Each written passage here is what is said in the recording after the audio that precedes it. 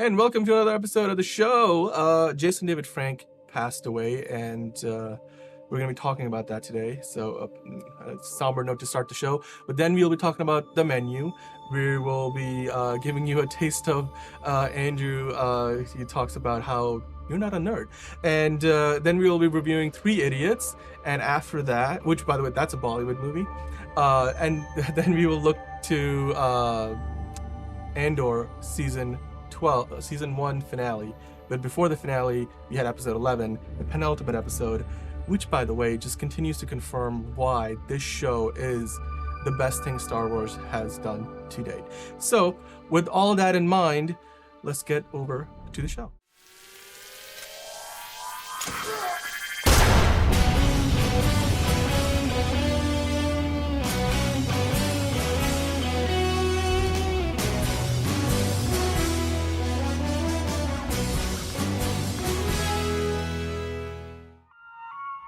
Well, thank you for that introduction, Dan. That was Dan, just so you know. I did not introduce him last week, and I felt bad about it all week.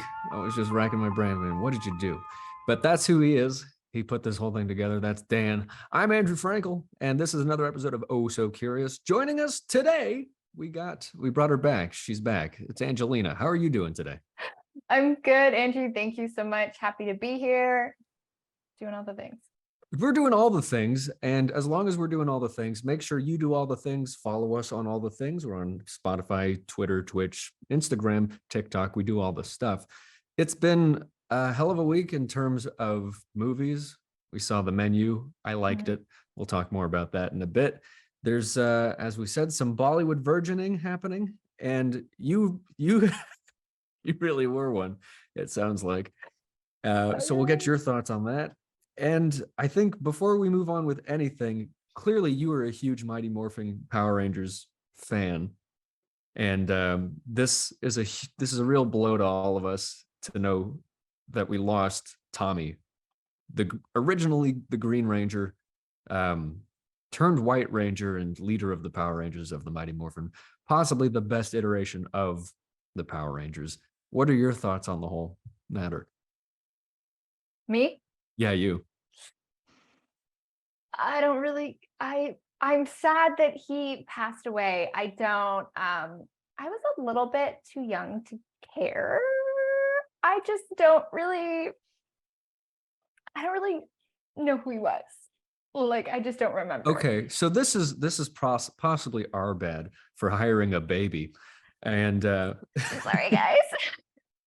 Jason David Frank was Tommy. He was the story of the Power Rangers with him was the villains of the show had synthesized all of the materials to make their own evil Power Ranger. And he was this evil green Power Ranger that was supposed to defeat all the other ones. But he was also a regular teenager that went to their high school, and he became their friend, and he was later transformed. He had all the evil taken out of him, and he became the White Ranger, the coolest Ranger because he had shoulder pads that were gold.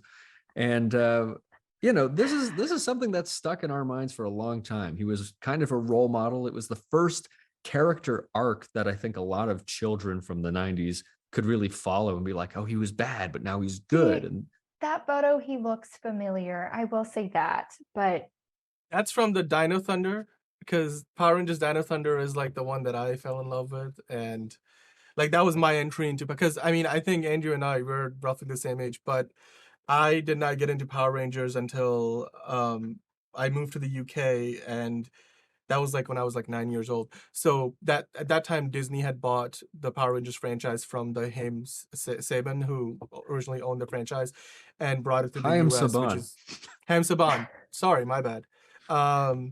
Yes. So Disney was making Power Rangers at the time, and Dino Thunder was, I think, like the second series with the franchise. The Power Rangers Dino Thunder was as it says in the name, is all about there's dinosaur morphers and all that. And then Jason David Frank comes in. He's like playing the same Tommy Oliver character as the previous iterations of his character, and he becomes the Black Ranger and is sort of this what years mentor. are we like talking here? We're talking like 89 3-4. to 99. No, it's not that For Mighty far Morphin back. Power Rangers? I'm talking about okay. Well, Mighty Morphin Power Rangers is not from. That's like 95, but You're isn't it? joking. I We'll think find out. yes. But the It's fact 95. is, I was born into a world that already had them, and Yeah, it was a big I part of a lot of people's childhoods watching these things.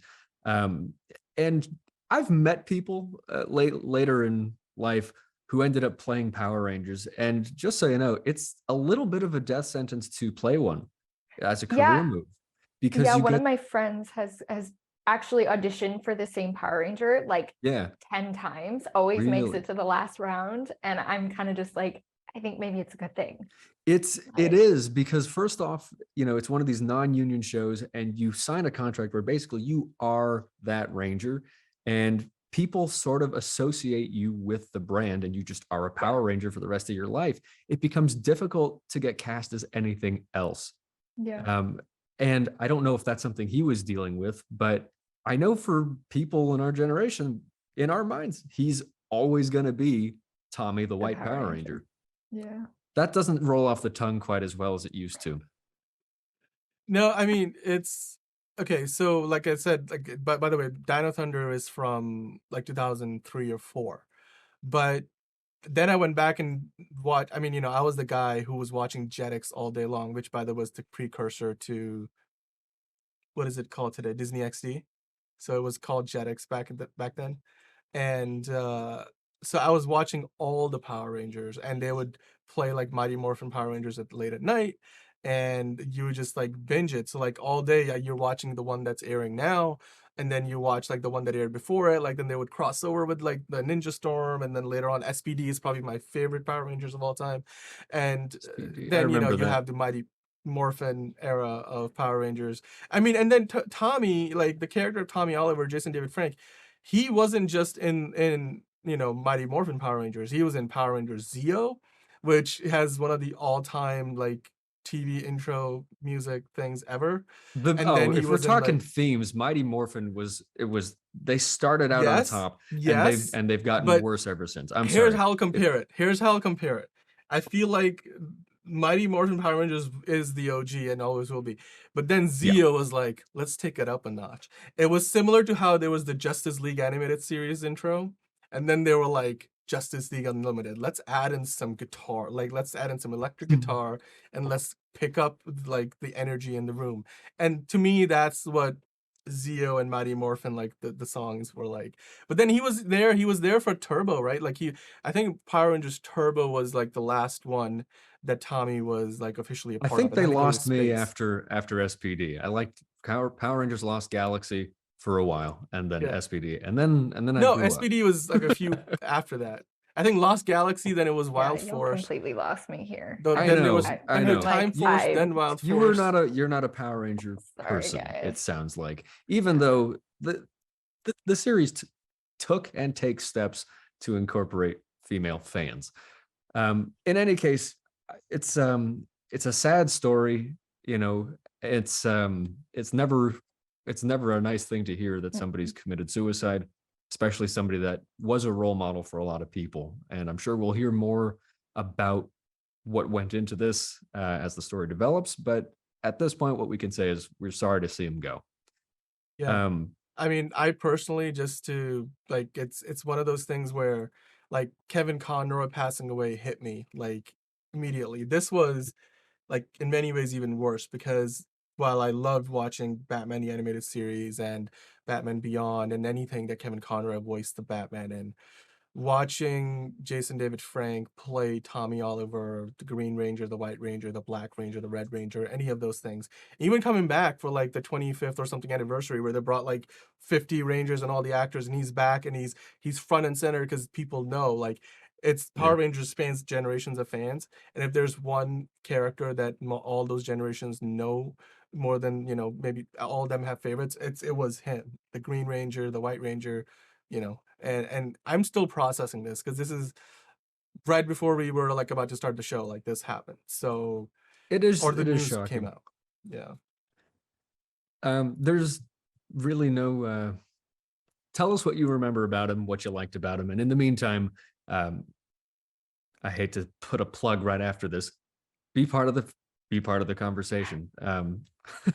It's Let us know what yeah. was your favorite iteration of Jason David Frank's Power Ranger. Like, was it the Green Ranger, the very first one? Was it the White Ranger? Was it the Dino Thunder Black Ranger? Was it the Zeo Red Ranger or the Turbo Red Ranger? I mean, which version of Tommy? Or did you like the character when he was not in a Ranger uniform? Like, tell us what was your favorite, or maybe it was something that was not a Power Rangers thing at all. He did a few projects after the Power Rangers franchise, and that's what he was, a MMA guy too, so like he competed professionally. I mean, maybe that's how you first learned about who Jason David Frank was.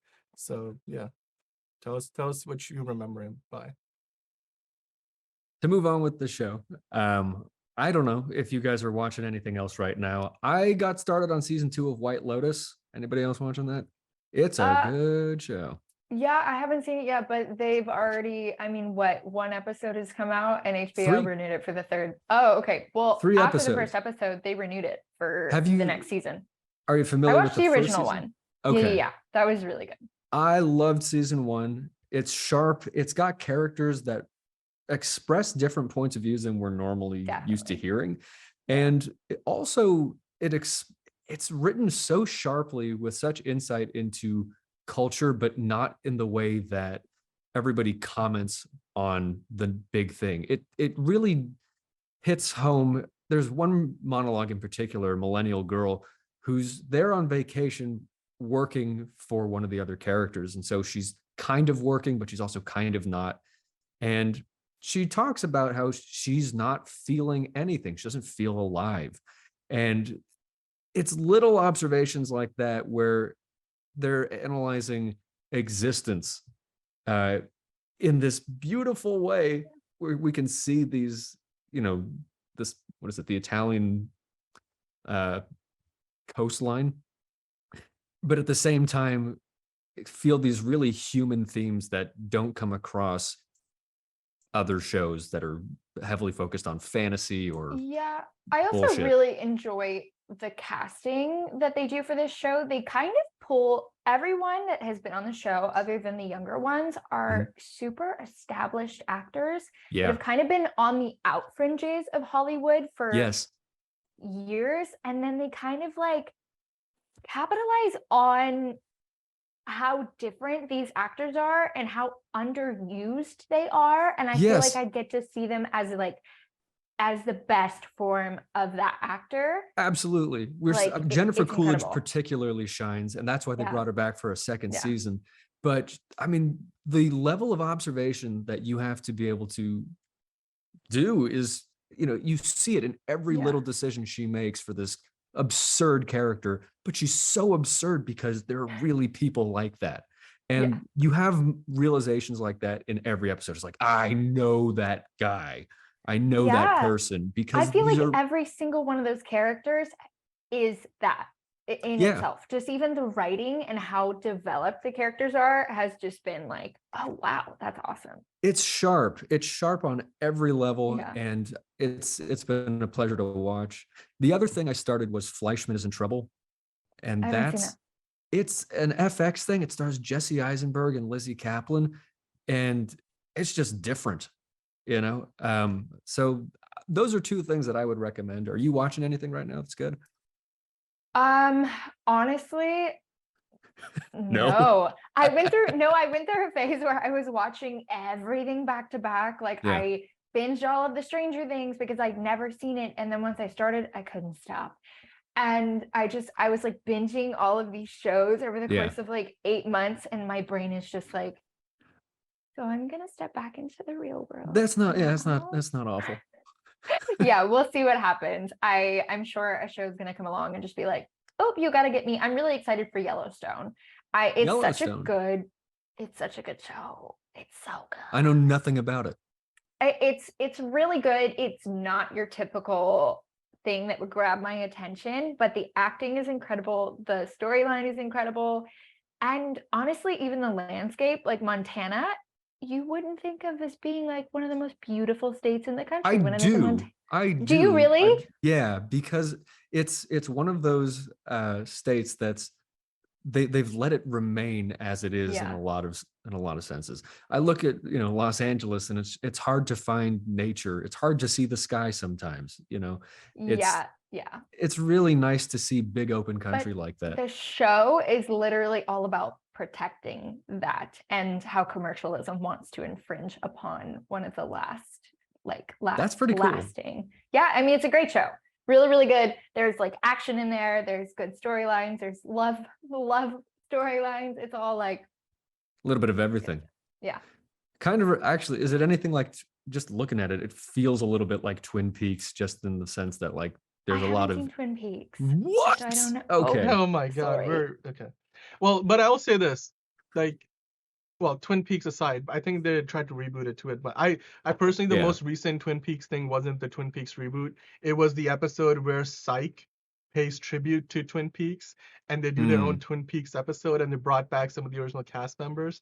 And That's like, if cool. you watch Psych, it's such a good show on its own that then when they like spoofed Twin Peaks, it was even better.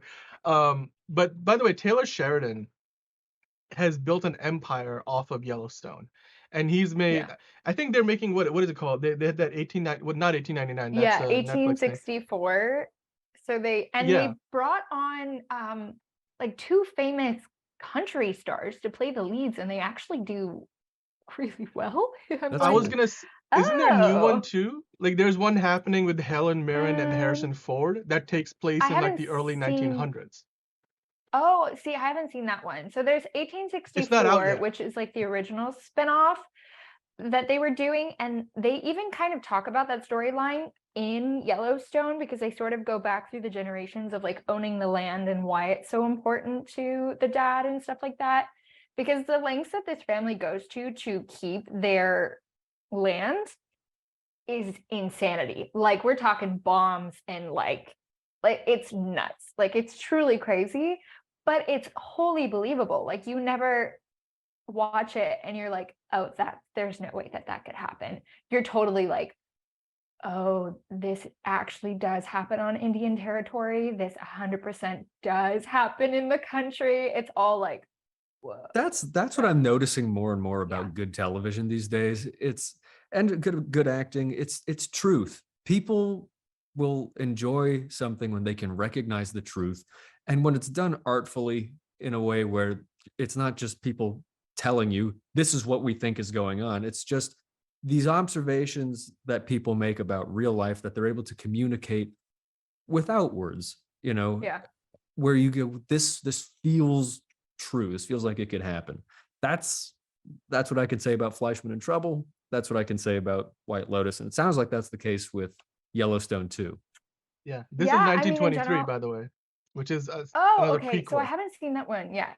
This is, so it's not out yet, but they put a Okay. trailer out for it. So they put a teaser trailer. Get this. This is Harrison Ford. I mean, obviously, you can tease that's Harrison Ford, but then you also have Helen Mirren in there. So you've got like Oh. these two legends of the screen, and He's been teasing a lot lately. he's Yeah, got I mean, I think he it's just signed up to incredible. be Thunderbolt Ross in the MCU, so he's got a multi-film deal, and he's replacing the That's late cool. William Hurt. So Harrison Ford's going to be there, obviously in the Indiana Jones movie.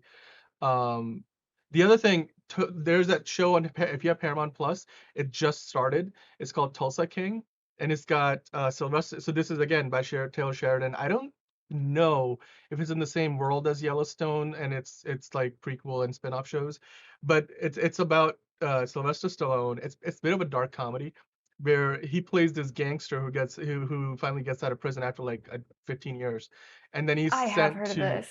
They're playing it as Oklahoma her. to start a new empire. And it's like Sly doing something you've probably never seen Sly Stallone do. And yeah, it's another great like Taylor Sheridan. He is like Paramount's guy. Like, they paid him. He's like, you could do whatever the heck you want because you just can't miss. So Well, because also Yellowstone was so immediately successful, and the fact that it already has two spin-off shows, and Paramount was looking for like a show to be able to plug on the streaming services that matched other people's. So yeah, like that totally makes sense to me. And your sort of conversation about why realism is really capturing audiences is a trend that even as actors we're starting to see. Like, I see that in the styles of acting, and it's really just based off of culture, right? So Yeah. acting, Although I will yeah. say, like, I'm really not a fan of this underacting trend. I find I'm really bored by these do less people. It's like, no. People don't always do less. Some people do more. Some people are actually Yeah. characters. And I'd like to see a turn toward more of, not 90s level character acting necessarily, but getting to see But I some of do think the the 90s was a good sweet spot, and then the yeah. early 2000s kind of started to get into like a more romantic realism, and then now you just see all the shit that it's like it's everything's either real or it's understated. not. Everything's Yeah. understated and dry. And I'm just like, it's the Timothy Chalamet school of acting where it's like, I'm Yeah. just kind of here. You And get an it's axe to grind with him, don't you? Like I've that's yeah, I got more than one axe to grind with that guy. But he's popular. I'm sure that'll get a comment. And on that note, let's hear what you had to say to my ugly face this week. Let's see. What is this week's comment of the week? Please be nice. Well, this isn't actually about you. This was a comment, Good. a lovely comment that somebody left on our also memorable tribute video that we had for Robbie Coltrane, who of course everybody remembers as Hagrid from the Harry Potter franchise. Mm. So it was a really nice comment. So yeah, here's the comment of the week. Oh, yikes. Okay. Comment of the week 5809 AUJG. Not sure how you pronounce it, but okay. When I heard that he had died, it was like being kicked in the chest. I loved the talent and gifts of Robbie Coltrane, and he was one of the most wonderfully brilliant performers I've ever seen. He was a titan, such a presence and a marvel to me. He was, yes, the only actor who could have played Hagrid, and he did so with sweetness and beauty. His Eddie Fitzgerald in Cracker was mesmerizing, a deeply flawed human who loved exploring evil minds and bringing them to justice. Coltrane was a force of nature. He was that rare. God rest him. Good night, sweet prince. That's a fan. That's a real fan. And it's nice to hear that we did him justice in our tribute. That is sort of what the takeaway was there, is that there was nobody else who could have played him. Hagrid may have even inspired, he may have even inspired the character in the book, just given the timeline, is what we propose. Yeah, in that. because you mentioned, I think, in the video, right? Like Yep. He was in Cracker, which I lived in Manchester for 3 years. So never having heard of the show before we, were looking into the, what Robbie Coltrane's career was like before the Harry Potter franchise. And I was like, oh, wow.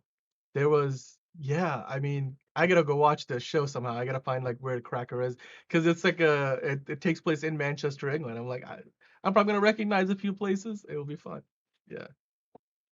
So Yeah, It's I honestly didn't know him as anything other than Hagrid, but growing up with Harry Potter, which really did capture I would say everyone from like when the first books came out in the late 90s to I feel like kids are still watching Harry Potter because you have like two generations of people that were either with the books and then moved forward with the movies. And then you have the people that started with the movies and worked their way back to the books. Yeah. I mean, it just like, it was such an incredible part of my childhood that him passing away like broke my heart. It's and so I'll sad. say, as a kid watching those movies, it was incredible because you could really trust Hagrid. Like there was a warmth to the performance where you're like, yeah, if I saw that guy in real life, I might be afraid of him just based on his stature, but the performance was so comforting, and he was such a source of what would we say? It wasn't even a fatherly type of warmth. It was more of It's like a your best mentor, friend. a friend. He was, like he was such a friend. good friend. Yeah, and I mean, it's not even just Hagrid, like, or Cracker. He was like a big star in the UK. Like you knew who this guy was when he showed up in that first Harry Potter movie. If you were a fan of British television, especially, you would know who Robbie Coltrane was. He was also one of the iconic villains of the Pierce Brosnan run of James Bond. And he showed up in two of Oh, I his didn't know movies, the that. first and the third one, I think.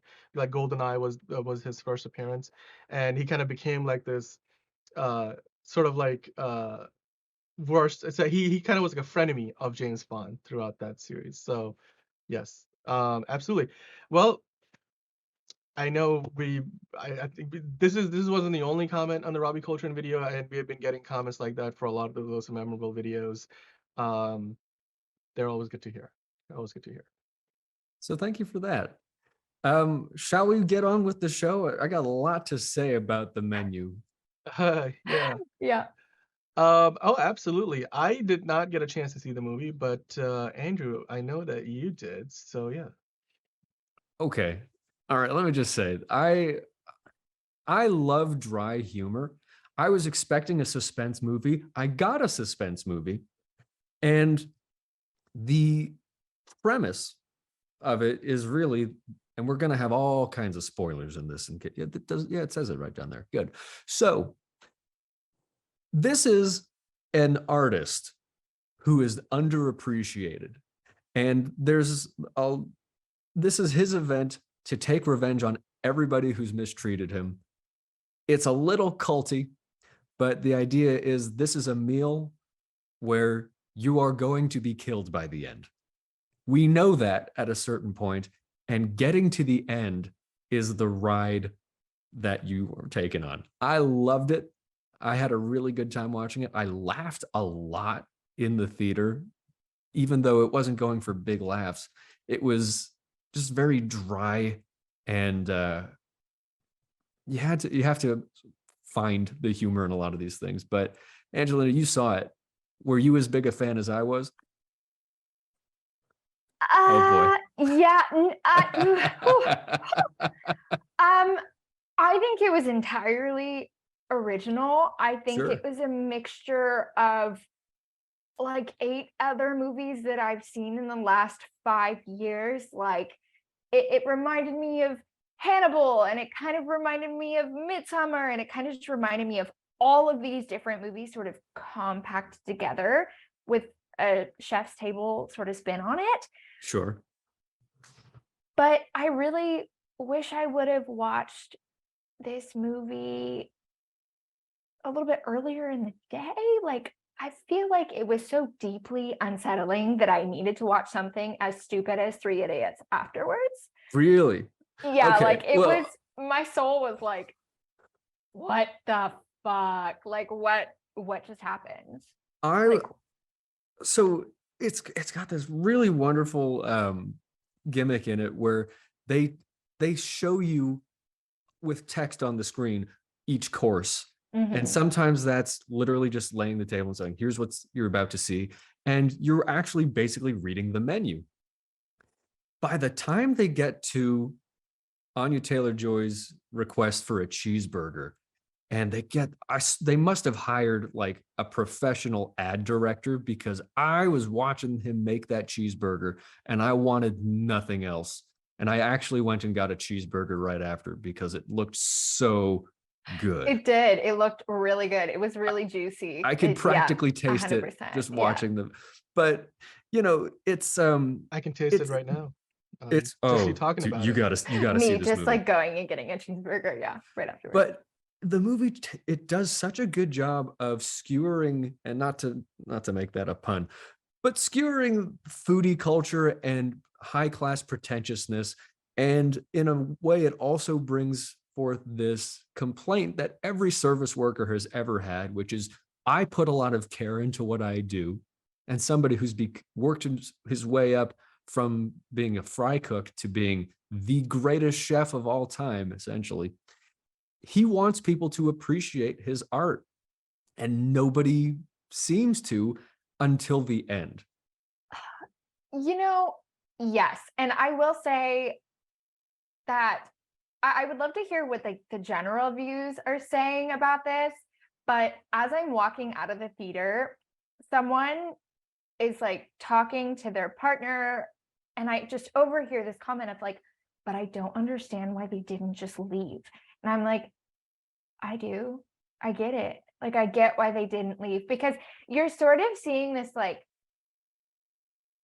emulsion of like morally incorrect culture and sort of being shown like how money does not necessarily equal happiness, and a lot of people are willing to like make all of these excuses for this experience and for the money. And you're seeing like different scandals, like every single one of those tables had some sort of fraud involved, that I think that sort of wears off on your psyche. Like the wife was just like, no honey, you go. It wasn't you that like it wasn't your fault my husband was cheating on me, kind of thing. Even though it was obvious that Anya Taylor-Joy's character and her husband had some sort of sexual interaction. And so to me, it's like, it makes sense why they stayed, and it makes sense why they just sort of accepted that fate.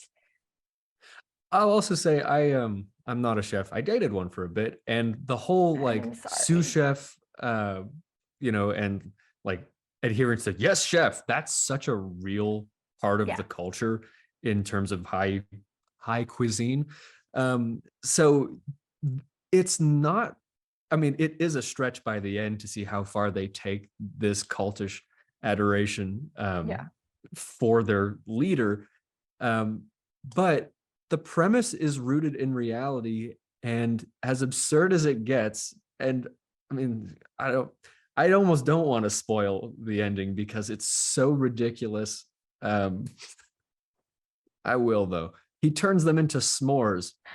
He has them wear chocolate hats and wreaths of marshmallows, and he roasts them. I mean, it was so silly. Also, as you say that, it's really funny because he was kind of roasting them like verbally this whole time, like throughout the whole movie, and then they actually physically roast them at the end of the movie. Sorry, you're telling me this movie goes from being like a movie about cooking food to like crimes of the future?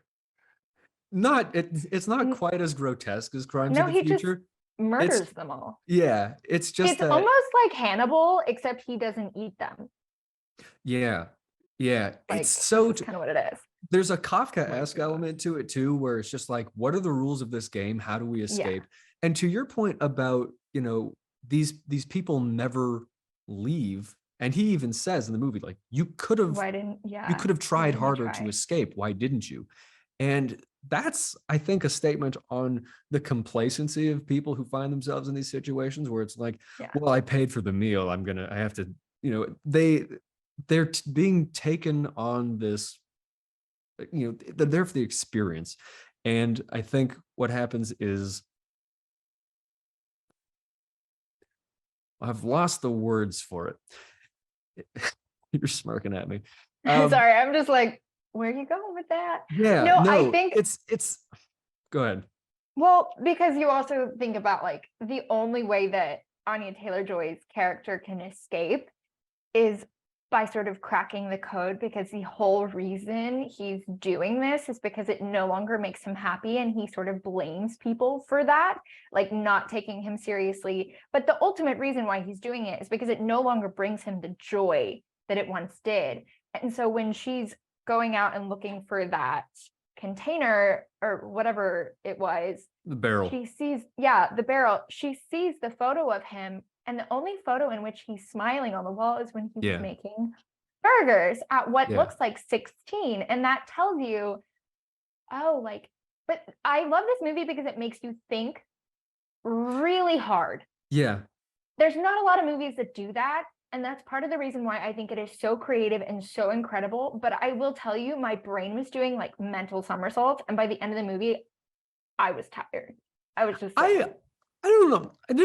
It didn't necessarily challenge me. I actually think I thought it did like a good job presenting everything. Like, the menu itself, super thought out, but I was watching as the story unfolded, even from the beginning, the way that they brought you onto the island and they introduced the characters. They basically said, they set up all of the different parts as they were going to happen. They showed you the meat locker. They explained, they're catching your food right now. And they explain everybody's story in such an orderly fashion. I was like, this is a brilliantly constructed movie. It's almost like the menu itself. I got to say that credit there goes to the director, Yeah. probably the writer as well. But what was so surprising about it is that I thought I was going into like a horror movie or a suspense movie. Yeah. And by the end, it was just pure satire, and I was laughing, and it was funny. And I think the funniest thing to me was through the whole thing, as people are getting fingers chopped off or getting killed or whatever, you have the sommelier with the wine who's just like, this is a new wine, and he's just like explaining the wine, always trying to find these absurdly It's definitely descriptions. comedic.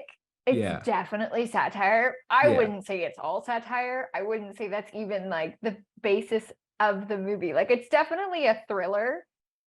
100% it's a thriller. No, it's making Yeah. it's making a point from the beginning about society. That's satire. 100%. But there's still this like, what's happening? There element is to suspense. it. It still And is so a it's suspense definitely movie. like a thriller, like suspenseful thriller. I'd for say sure. here's what I'll say. In terms of the construction of it, the root idea is commentary on society, on Yes. arts, and on the consumer creator relationship. That's baseline. They root that, or they build on top of that, the suspense plot, which is everybody's going to die at the end. We know that. The question is how. That's how you make a suspense movie, period. And so honestly, it's an interesting recipe for a movie. We don't see that a whole lot. That was what was original about it, and I enjoyed all of it. The acting was good. The script was hilarious. And the critic there, who's there with just some sycophant who agrees with everything she says, he always tries to describe something. And it seems like her mission in life is just to come up with a word nobody's used to describe something before. And those little choices made me giggle. And again, by the end, when he's roasting them as s'mores, I was howling with laughter. I love this movie. Were you the only person in the movie theater laughing that hard? No. By the end, everybody was laughing in the theater. Okay. It was pretty cool. In the theater, I definitely was like, oh my goodness, at certain points, and people just kind of looked at me like, oh, I got those looks too. And I was like, well, okay. I just didn't care. Yeah. Dan, do you think you'll see this based on what we're talking about? I'm very interested in the movie. You would love. No, I'm interested. Interested? This is the kind of movie where, okay, I would have appreciated not having heard about like what was happening in the back end of the film, because obviously that's part of the thrill that you're watching it. Yeah. Because like the trailers didn't give away basically 90% of what you guys just talked about, right? I promise you, watching it now, it's still going to be great. It's going to be good. But that said, that even so, like I think this is and again, I'm not somebody who runs away from spoilers or like no, close my ears, not I can't watch the trailer, and I don't care. I purposefully go looking for spoilers sometimes, to the point where like I wanted to know if Harrison Ford was gonna die in The Force Awakens, and then I was happy to tell other people. And I'm sorry, now I'm starting to sound like somebody who does this all the time. I don't, not actively, but I do think that like a lot of like the fun of a movie like this comes from the execution, because you can take that script and you can put it in the hands of 10 different filmmakers and you'll get 10 different kinds of movies out of it, whereas the story is the same. So I think like going into a thriller like this, I'm always, very intrigued by, well, how exactly is this going to play out on screen? All of the production elements are are on point too. You will appreciate this movie artistically on top of everything else. I think also that's kind of why I was doing mental somersaults, because there's so many artistic like points of the movie, and so throughout the movie I'm trying to like figure out the puzzle as we go and like what's going to happen.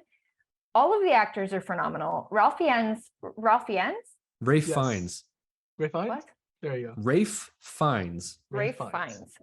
Wow, I murdered his name. Let's just no, everybody, we did it last week. It's Rafe Fiennes.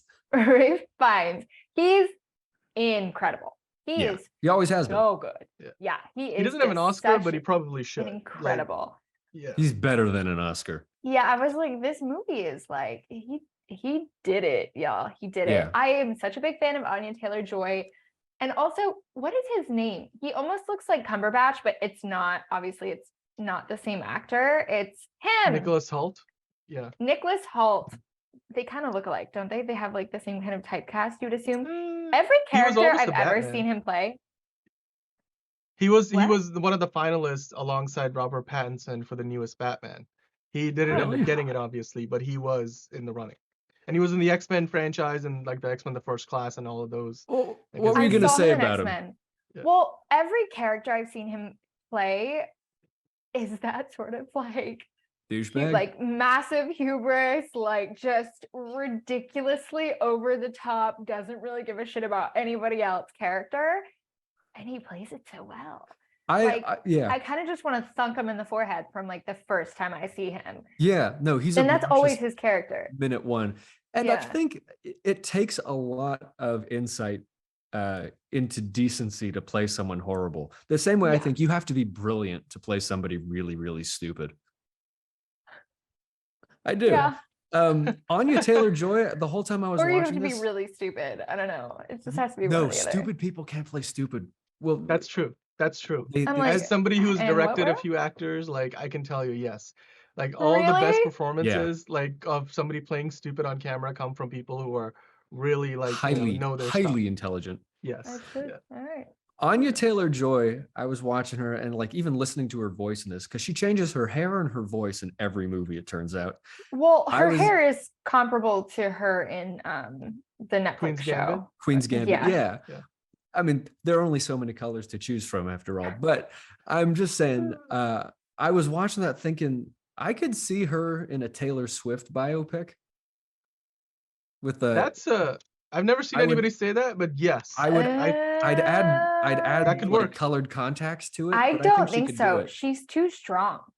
Like she's too strong. When I think of Taylor Swift and I see Taylor Swift, her music is bigger than she is. And she's just kind of this like very small, like it would be interesting to see like it wouldn't necessarily have to be a complimentary biopic, but to show the variance from severity to like innocence and I just don't the difference between Anya Taylor-Joy is too strong. I don't know if she could play it. Maybe like just the Andrew even Dominic her presence on biopic screen of her. Yeah, I'm like, I don't think so. There's other people. I would choose like Zoe. Gosh, what is her Zoe? I'll figure out her name later. It'll come to me. Yeah. Who? No. Zoe didn't know. I was like, maybe for the Katy Perry one, but no. Yeah, right. It was just one thought that I had. I could see it. Zoe maybe Deutsch. you agree. Is that it? Maybe you don't. Zoe Deutsch. That's who I would choose for that. Interesting. Just because her presence on screen is strong, but it's not as like striking. Fair. Yeah. She's under. Wait, no, she's not in it. Is she in that show that you mentioned earlier? The one on FX, Andrew, or Fleischman in Trouble? Fleischman is in trouble. Oh no, that's Lizzie Kaplan. I'm confusing the two. Okay. Yeah. Well, before we finish talking about the movie, I did want to say, I mean, obviously you can see on screen, or if you're listening to this on your podcast, 90% Rotten Tomatoes, it is certified fresh, and it's got an audience score of 80%. So that could be better. I mean, 80% isn't a terrible score by any means, but it's only like 250 verified ratings. This isn't the kind of movie that's going to have like tens of thousands of verified ratings because it's not the kind of movie that a lot of people are going to watch. I mean, I was looking at some box office numbers. Wakanda Forever is far and away like was the biggest movie of this past weekend. Like this movie, I think, well, it started off like 180 something million. This weekend did 67, and coming in second is The Menu at like 9 million. And Fox Searchlight like had a similar movie like in terms of like the themes, like this really offbeat film targeted an adult audience like come out a while ago called Ready or Not, which made 8 million on its opening weekend, but it had a budget of 6. This movie, given the cast of characters alone, like what their fees would be, the budget for this movie was $30 million. So coming out at 9 million out the gate. Yeah. Now, granted, there's around 40% of the markets that it's supposed to come out and it's not come out yet. It's got a B cinema score, so it's not terribly, it's not A- or anything, it's B. It's not bad, but it's the kind of movie that I feel like will find a second life on Hulu eventually, but it's not probably gonna break even in theaters, considering Yeah. how I much it needs to make. disagree because I think the longevity of the movie will last. Me Like, I too. think this I was is a just gonna movie that say you have to go back and see again. Like, as I was walking out, it's like, I this think has I the should potential to be rewatch a this movie. this has the potential to be a cult classic. Yeah, I'll say this though. 100%. It's a You guys really mentioned. So go ahead. Yeah.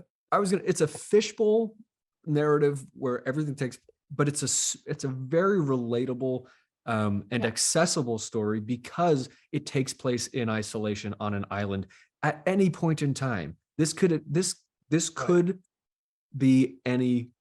I mean, there's a Yeah. phone in it where he's taking pictures of food, but aside from that, it felt a lot like a stage play, and you could remake it. Yeah. You could do a stage play of it.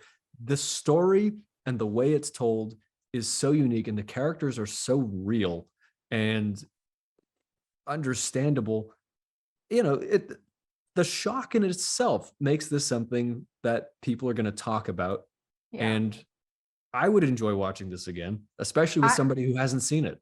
Yeah, I'm not even the kind of person that likes rewatching movies. Like, there's maybe 10 movies in my life that I've seen multiple times. I don't like rewatching movies.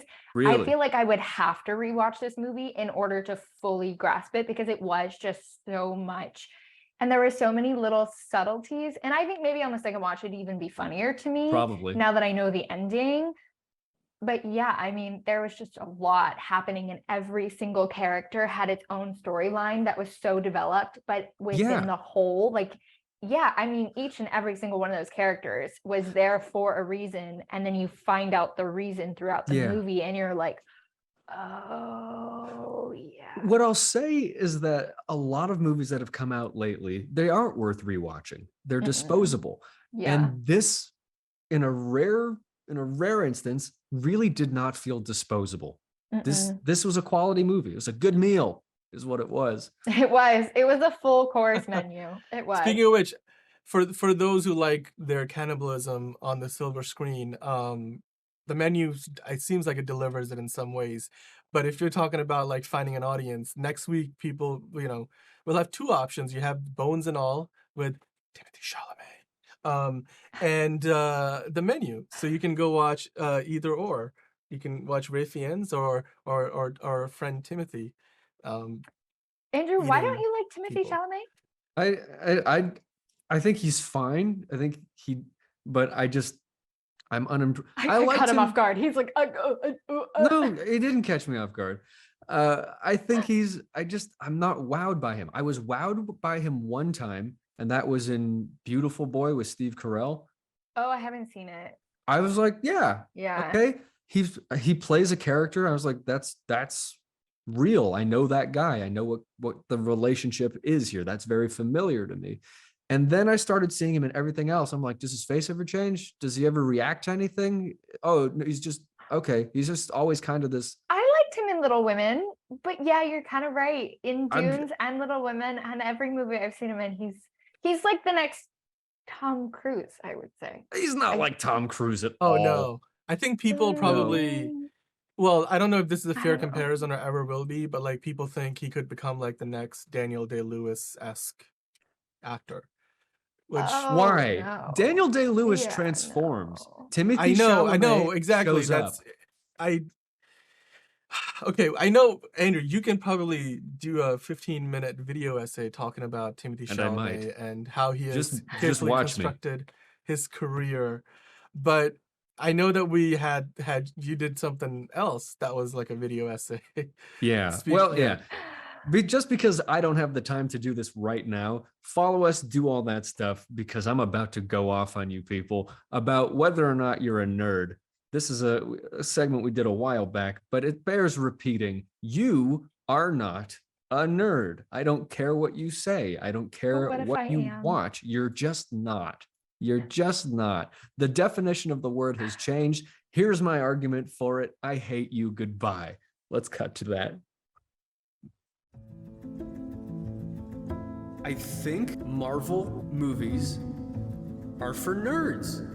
Just for nerds. And I don't think I am one anymore. Are you a nerd? Do you really even know what a nerd is? Well, Let's consult the dictionary and let's see what a nerd is. A person considered to be socially awkward, boring, unstylish, etc. A second definition, an intelligent but single-minded person obsessed with a non-social hobby or pursuit. Example, a computer nerd. A foolish or contemptible person who lacks social skills or is boringly studious.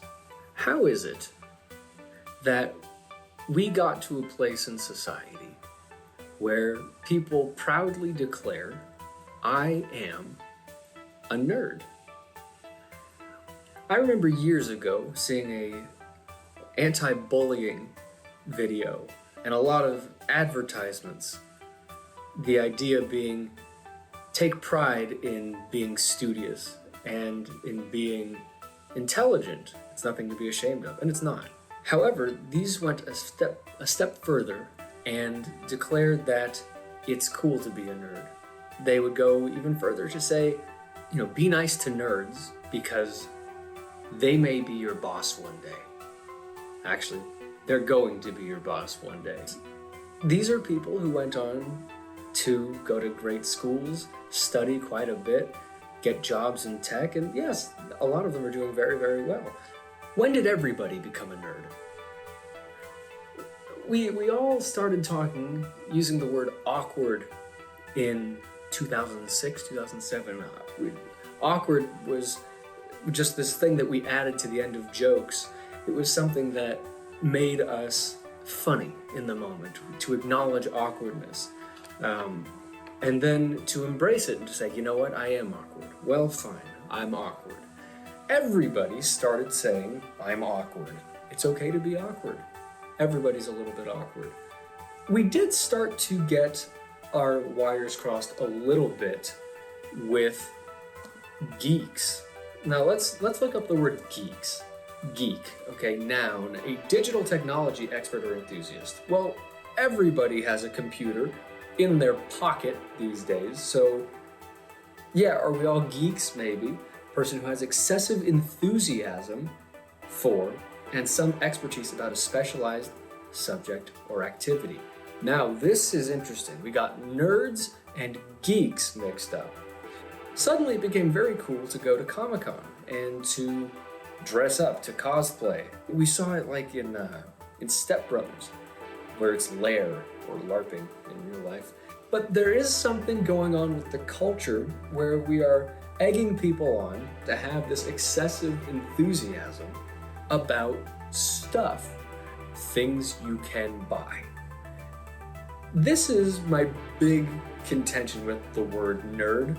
We are people who express our enthusiasm for things by saying, I'm going to buy a ticket. I'm going to pay $300 to go to a convention and get an autograph from a person. Okay, I'm going to buy this replica. I'm a nerd. Well, there's something about being told to be proud about who and what you are after they've told you who and what you are. And the way to show your pride is by buying things. This new crop of Marvel movies started coming out. Were we all into Marvel from the beginning? No. Everything can really be summed up with the Futurama meme. Shut up and take my money. That's what you are right now. That's what a nerd is. You're not somebody who is particularly intelligent necessarily. In fact, if that's how you express your nerddom, that actually makes you an incredibly gullible person. And I am not a nerd. I've never called myself a nerd. I don't subscribe to the whole idea. I don't just give my dollars to somebody who tells me how to think.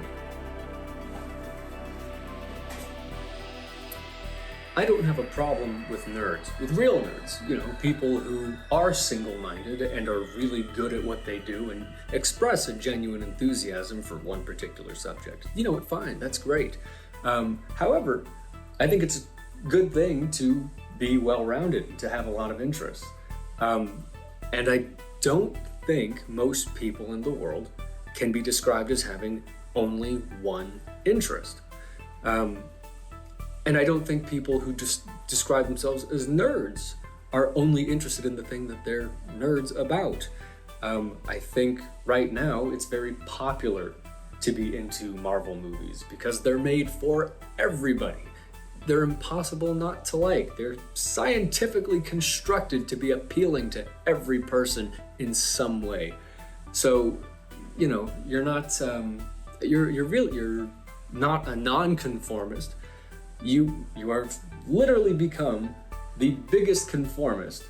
I'd also like to take issue with the idea of the nerd aesthetic. We used to have this caricature, this stereotype of what a nerd was. This guy with a shirt tucked in and walked around awkwardly with big old glasses. And, well, people with big old glasses who sort of do this finger wagging thing about how things are supposed to be and what the actual case is, and who are particularly well informed, or would have us believe they are. The bigger the frames, the more intelligent we're supposed to think they are. I am more disturbed by the particular trend of telling people, here's what you are, be proud of what you are, and that way we can sell these products directly to you.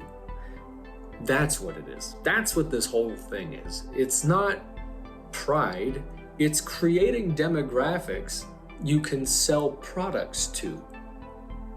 So, no, you're not a nerd, you are a consumer. You're what con artists would call a sucker.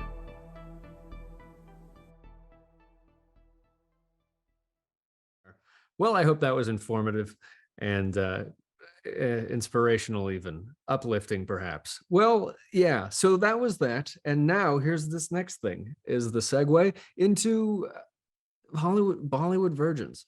We watched Three Idiots from 2009. It was a movie by the same director as the last Bollywood Virgins movie we watched. And I don't know, you actually are a Bollywood virgin, or you had your Bollywood virginity taken, I believe. I really wish I didn't. I feel like that was 3 hours of my life I'll never get back.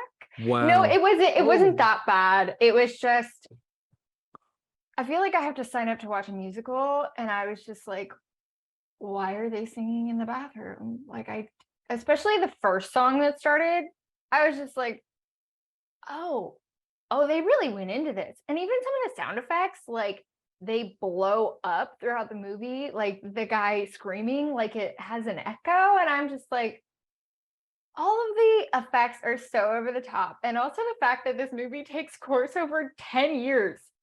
10 years. They're in school for 5 or 4, and then another 5 years goes by, and I'm just like, I had to take a break. This movie is 3 hours long. About an hour and a half in, I was just like, oh God. Like, I just pressed pause. I walked away. I like lived my life for an hour, and I came back and I finished the movie. I was just like, it can be a lot if you're not prepared for it. And I certainly wasn't. The first time we watched one of these, we did a comparison between E.T. and the Bollywood remake of it. And it's called Koi Milk too? Which actually, there was a cool fun fact.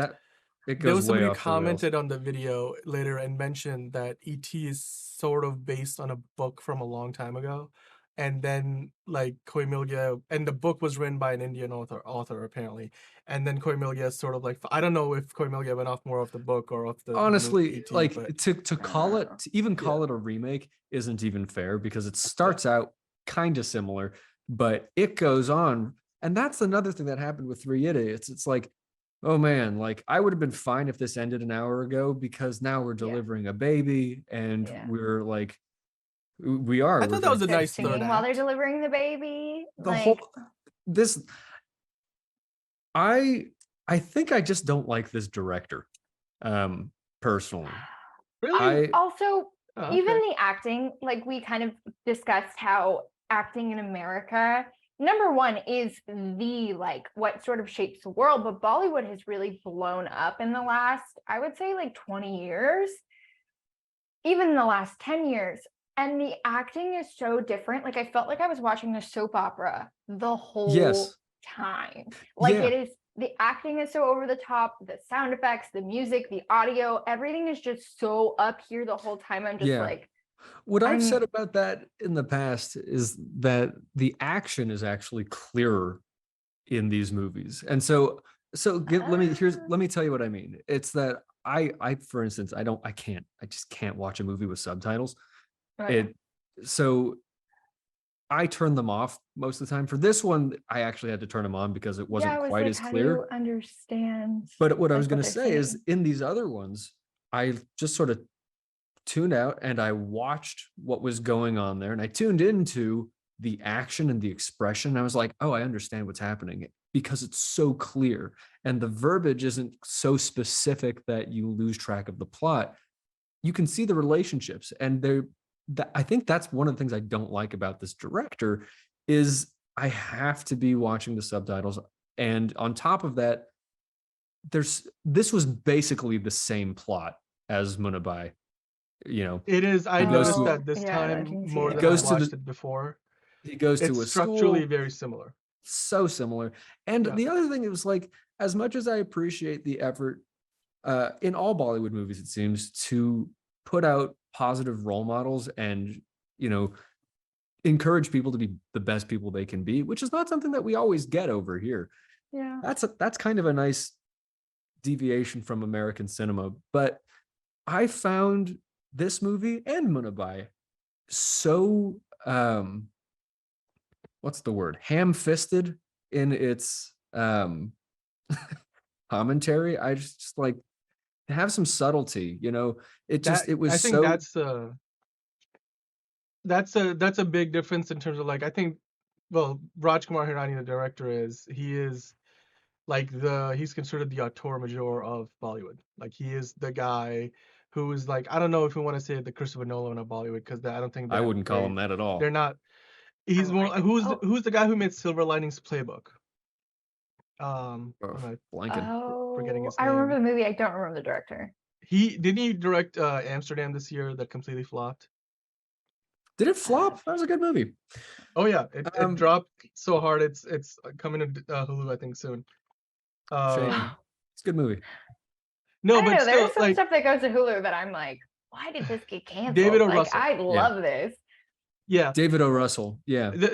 I think both Munna Bhai and, like you said, the structure is very similar. So Three Idiots and Munna Bhai follow a very similar story structure in that. And not maybe the story structure, because I don't think like Munna Bhai completely takes place in like a chronologically like order. Like it's not where this movie kind of jumps around between two different parts of the same timeline. So you're getting like these long sequences which are essentially in flashback, and then you see what's happening in the here and now. The thing about this director is he's sort of he and more so than most of the mainstream Bollywood directors, he has like a very specific message or some kind of like thing that like or some kind of moral lesson or something Yeah. that he's And it was trying just to get across it that the was that's movie kind like of it wasn't serves. subtle at all. Yeah. It's not reminds subtle. me of And- like a and- Goldilocks story Yeah. blown up for Bollywood. Like it just reminds me of the kid stories we were told. Like the whole storyline just seems like a story you tell to a little kid to try to get them to act better. I think so. A And lot of some the of that's- differences there is the audience it's designed for. Like this, I think Rajkumar Hirani's movies are designed more for an Indian audience than a lot of other mainstream Bollywood movies. And in that way, they connect really, really well, which is why he's such an admired director. Like this movie came out in 2009, the same year as Avatar came out. And I know like it made nowhere near as much as maybe anything in the top 10 in the box office that year, worldwide. But in terms of like the levels of success it had in Bollywood, like how big of a movie Avatar was for Hollywood and cinema as a whole, this movie was that big and breaking that many levels of records for Bollywood at that year, Wow. and won awards and everything. Now the over the top acting and everything, and the musical numbers, that's part and parcel with every Bollywood movie. So like as your first Bollywood experience, I can totally understand it's very different. I just think the style of but yeah. acting really gets me. Like I'm not one of those people that enjoys watching soap operas. I think Yeah. those people in America would love Bollywood. Like, I think Yeah. you would love American soap operas by the way you're talking about it, Daniel. Oh, you haven't But seen for Indian me- soap operas. Indian soap operas go like Actually, way I harder than have, American soap because operas. when I was in India, that's Yeah. all they watch. They keep the TV on all day long Yep. and they just watch it all day long. But I think that also speaks to sort of like the culture too, right? Like the stories are all sort of uplifting stories, all sort of just like over the top, but still very like cutesy. The musicals are supposed to like make you feel happier. And I think that says a lot about the society still in India. Like Yeah. it's still trying to find what America has found as far as stability and et cetera, et cetera. And I think that influences popular culture in a big way. I don't know if I would call Definitely. it stability though. I think Well, the argument yeah. is more so just culturally like what what the Indian identity and how they identify with values, like, you know, how It's very what the value of optimistic overall. And that's is. something As a that culture, is across the yeah. board in Bollywood movies. It feels like It's very there's, optimistic. I yeah. would even say, like, and I've said it before, like it's like taking a trip back to the 90s on another planet for me. And I have to tune into it, really. But like there's optimism, there's these family values, there's bright colors, and Yeah. even the way the music is sung and produced, it's like it's all for that sort of Spielberg-esque feel-good 90s movie. Yeah. And it doesn't have the cynicism of American culture, and it still has respect for old ways of life, but embracing new technology and new Yeah. philosophies. I mean, even to the point, Yeah. like one thing in this movie that you guys will probably not pay like any mind to at all, the kiss scene at the end, like back when this movie came out, like on screen, like kissing was something that was still semi taboo in mainstream Bollywood. And it was like Yeah. just starting to become normalized.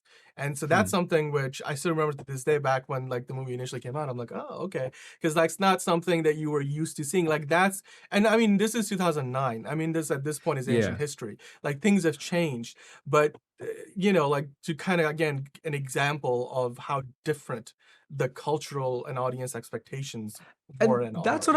what I've come to appreciate about these, because before this year I had never seen a Bollywood movie. Now that I know what I'm in for, it's like it is a nice escape from the cynicism of American media. But And that's to be kind of what completely I honest, I wanted to didn't say. love this one. Yeah, earlier, I think if I would have watched the menu and then watched this, the contrast between the two would have been so much better. And I would have been like, okay, I can handle the stupidity of this movie. Like, it's fine. Yeah. But even a lot of the humor was lost on me because it's so like stupid Broad. slapstick humor that you're just like, So, but what about the story What? itself? Because I feel like the big, like, and this is okay, by the way, here's one thing about this director, Rajkumar Hirani, and his movies. I think these are movies that you will, on first watch, mostly walk away, especially if you haven't watched Bollywood movies before, you'll walk away with like, okay, they were going for humor, it was over the top, it was a little bit melodramatic at times, and there was, you know, there's music and dancing and all that stuff. Yes. But I think when you look at like the writing of the movie in terms of the message and the stories trying to tell, which will come through much more on second and third watch of these movies, I can think this movie, I think the You're big looking thing that forward was to your focusing second and on, third watch. it's Well, like you were whether you decide so to do it or missing not, me on this one. but Sorry, guys. the idea, like this movie was all about talking about, and again, this was they pointed out at the one point in the movie where one of the characters says, I think Amir Khan's main character, I forget his name, Rancho, like is the name of the character. Yeah. He goes like, the number one like cause of death in India is suicide, and next to that is like, you know, homicides or stuff like that. So there's clearly something wrong. And then the big part of this movie that may be lost on somebody who wasn't familiar or isn't familiar with how the Indian society, like, and not just Indian society, but like South Asia as a whole, whether it's India, Pakistan, Nepal, Sri Lanka, Bangladesh, like that part of the world, is when you're growing up, the whole idea of you know, the moment you're born, your parents expect you, like if you become a doctor, engineer, a lawyer, or like if you do want to do anything else, it's considered like less of a thing to aim in life for. Yeah. Whereas this movie and the pressure to which, you know, kids are put under, and how it leads them to like literally, and then this movie, Yeah. it may seem over the top, but it's a very real problem of like kids committing suicide because they can't, like That's not the issue that I Yeah. not the issue that I had Yeah. with it. I actually found that to be that was shocking to see in a Bollywood movie. It's like, yeah, there's some reality to this. And I'm not unfamiliar with the idea that the untraditional untraditional ideas and untraditional vocations are looked down upon in not just sub-Asian cultures, but all around the world. Even in America, when your son comes to you and is like, hey, I want to be an actor, they're like, good luck. Don't ask me for money.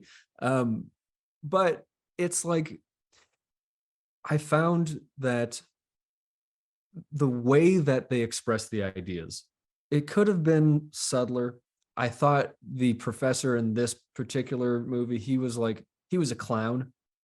Yeah. And he was so, definitely like well Does he over the top. actually have such a severe lisp in real life? that was definitely put on. Yeah, he was in Munna Bhai, the same actor. And I've seen him in other movies now. That's I just was like, here. I mean, I was watching it and I was just thinking, like, this guy, I'm supposed to believe that there's death at his feet.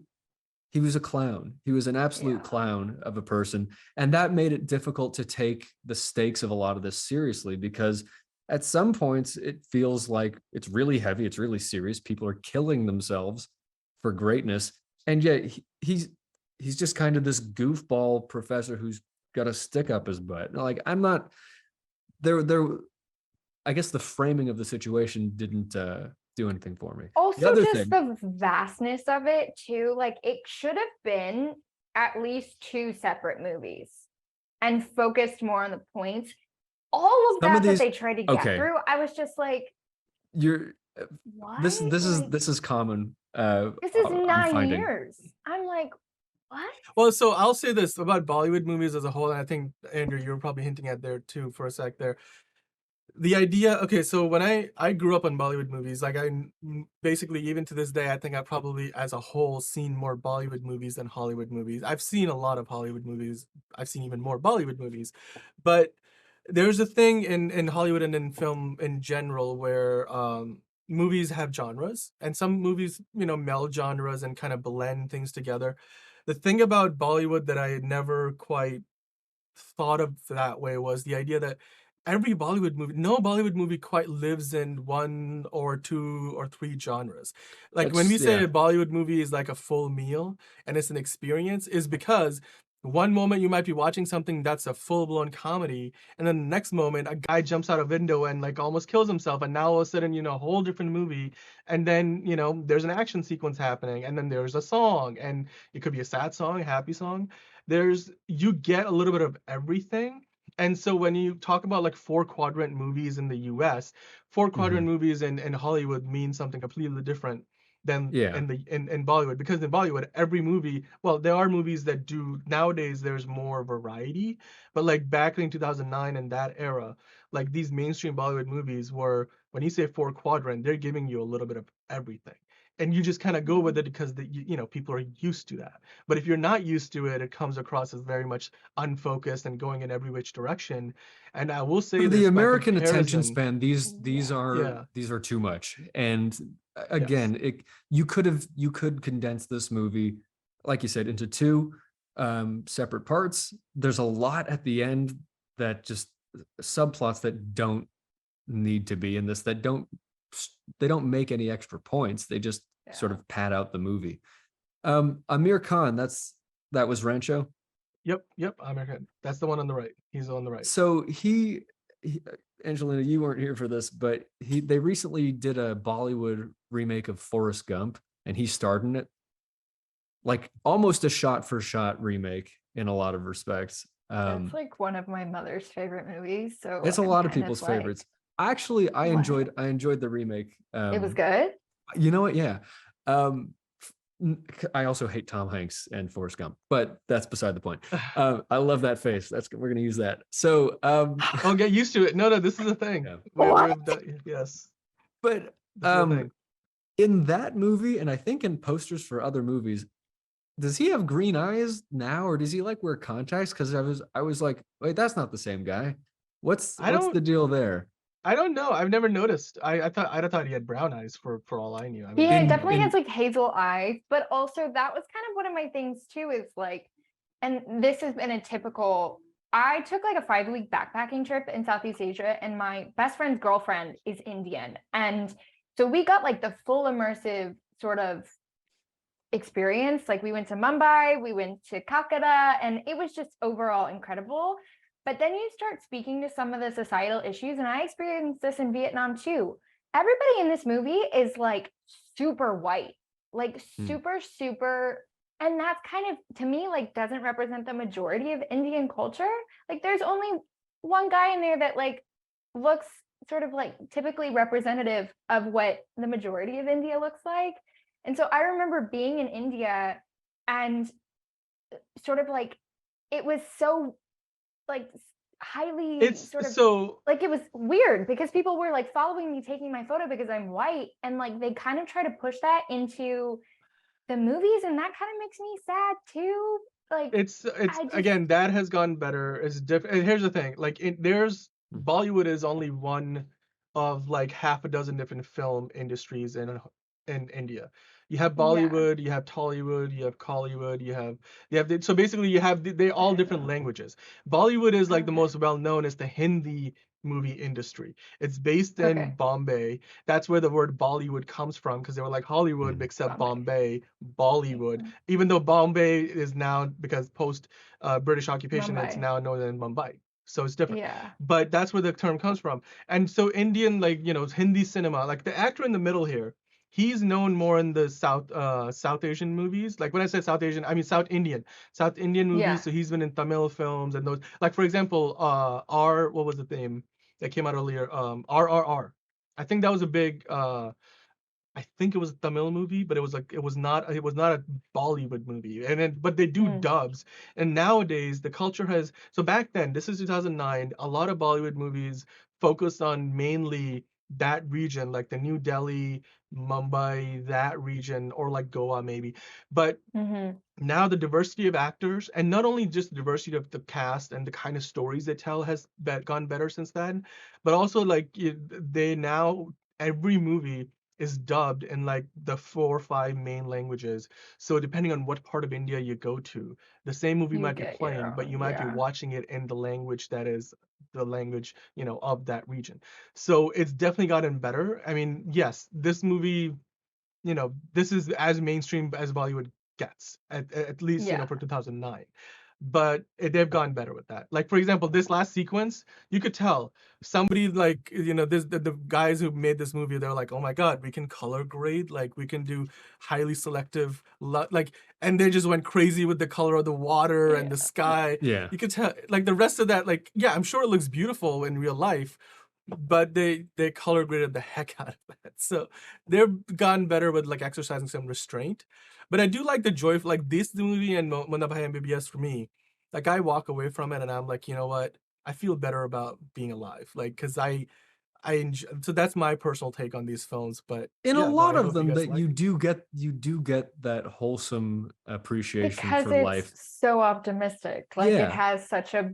That's kind of what I was trying to say. It's like a basis of like it almost sounds like a kid's fairy tale. Oh, and I'm not attacking you. Trying Like to impart like moral value. It's totally like there's so many different viewpoints. Better than I did walking away from the menu. That made me confused and tired. I felt. Let me ask you one question. You watched the menu before this? Of course you did. By the way, the director of the movie, Rajkumar Hirani, he's the one in the white shirt there. So that's him. The just white for shirt? content. That's the director. Oh, okay. Yeah, Rajkumar Hirani. He's very well known. Right now he's working on a movie with Shah Rukh Khan, who Andrew, you remember what movie did we watch? It's Kal Ho Na Ho, right? Yeah. Shah Rukh Khan's like the most well-known Bollywood actor of all time, like the most successful. He's like if you combine George Clooney, Brad Daniel, Pitt, where did you grow up? and everybody.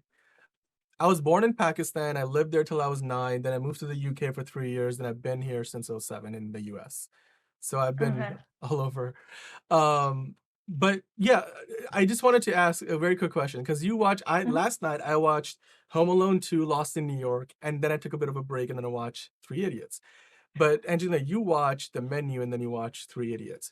Did it at all? No, feel so I like watched a palate 3 cleanser? Idiots, and then I watched The Menu. Oh, I was gonna ask, like, did it feel like a palate The cleanser? Menu. Yeah. I think I would have.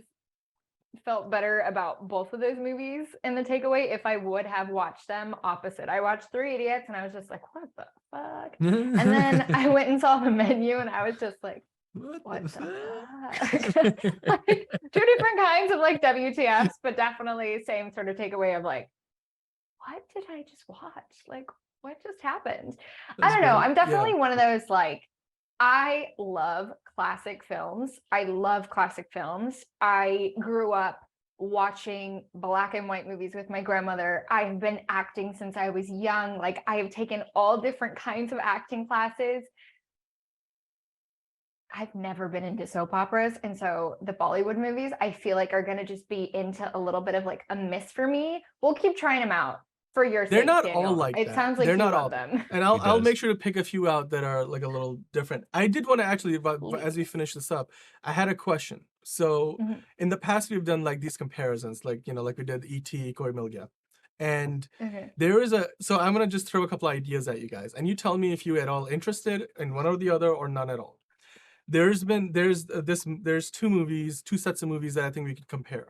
And in one case, it's Hitch, with, you know, Will Smith and Kevin James, and I forget who is it? Eva Mendes is in there. Yeah. And then there's the Bollywood Don't make remake me watch called, Hitch. and then there's the You Bollywood hate remake called Partner. Happiness. What is wrong with you? No, I don't. I enjoy some of these Bollywood movies. Oh my God. What? Would you be interested in doing like the Bollywood version of Hitch, which is Partner, and then the Hitch, which, by the way, those two movies came out 2 years apart. Am I allowed to rip on the Bollywood movie? Is that going to hurt your heart too much? Because like, if you make me watch Will Smith in Hitch, and then you make me watch the Bollywood version of it, I will probably rip on the Bollywood like hardcore. That's totally fine. Like, I'll be honest, when we last did this, we did Night and Day, which is a Tom Cruise, Cameron Diaz movie, and then we did Bang Bang, which has Hrithik Roshan and Katrina Kaif in it, who are like, you know, for Bollywood, like those two are like two of the biggest stars in Bollywood, and obviously Tom Cruise, Cameron Diaz at the time, huge. Tom Cruise still is. And then surprisingly, it was like weird because one of the things I want to bring up is when we were doing those comparisons, it was really, we like compared notes after, and we were like, it really makes a difference which movie you watch first. Because it kind of primes you for like what you're going to see, especially if you haven't seen like say the Hollywood version of it or the Bollywood version of it, and you're watching both for the first time. Then it really, I think I'll probably always watch the Bollywood ones first now that I know. Because there's something about that almost needs like a realist palate cleanse. But also I think, I don't know. It might make me, after a sad movie, I might reverse it. Like I would have watched The Menu and then this, but like I might watch the Bollywood and then Hitch. I would have watched The Menu first. What's the other option? Okay. The other one is, and in this case, the two movies are based off of books. So they're not remakes of each other. In fact, the Bollywood movie came out first. The Hollywood movie came out a couple of years later. So the Bollywood movie is, it's called Maine Pyar Kyun Kiya, which is basically Why Did I Fall in Love? That's what it translates to. And the Hollywood equivalent of it, which again, the Hollywood movie came out later, based on a book, was Just Go With It, which I actually just watched like this past week. Is that it was Adam Sandler? Adam Sandler and Jennifer Aniston and Brooklyn Decker. Is that her name? You know what? Just because the last couple of Bollywood movies have struck me as Adam Sandler movies, I actually think that would be a good comparison to do. Let's do it. Yeah, and both of them came out like a few years apart. I think like 08 and 011 or like 2011, something like that. That's Munabai literally felt like Billy Madison to me, so it would be interesting to see how those compare. I also would like to see like something that like the Bollywood came out first, because there have been a lot of movies that I have heard have been based off of Bollywood movies, but then have really just been like curated for more American culture. So that would be interesting to see. Yeah. So let's do that. Yep.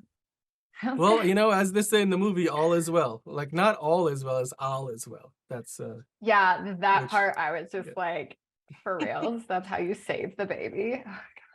Well, like they point out like it's an accent. It's a thing. Yeah. All right. Well, we'll be back next. Oh, nothing. I was just like, and moving on. And moving on. Here we go with that moving on part. Follow us, be our friend on all the stuff. We're on all the social media. If you've heard of the social media, we're probably on it. So find us, like us, subscribe, do the whole thing. We'll keep making content for you to enjoy. And now, why don't we take a look at this latest episode review of Andor. I haven't been following along, but people seem to think it's the greatest thing Star Wars has come out with in years. So let's hear what our team had to say about it.